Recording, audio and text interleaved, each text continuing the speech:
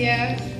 Yo vengo desde Argentina. Es un placer estar en este país, parte de Latinoamérica, el Abya-Yala, porque en realidad nosotros no nos llamábamos América, sino que éramos el Abya-Yala.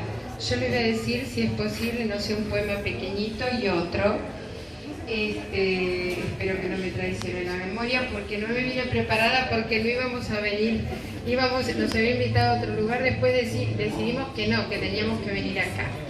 Así que bueno, tus pies descalzos. Aún recuerdo tu mirada triste, tus pies descalzos, dejando sus huellas de oro gris, gastado y ceniciento sobre la tierra madre. Tu cuerpo desgarrado, desnudo de palabras que aún se arman y se desarman en tu alma, niño, en tu alma. Aplausos.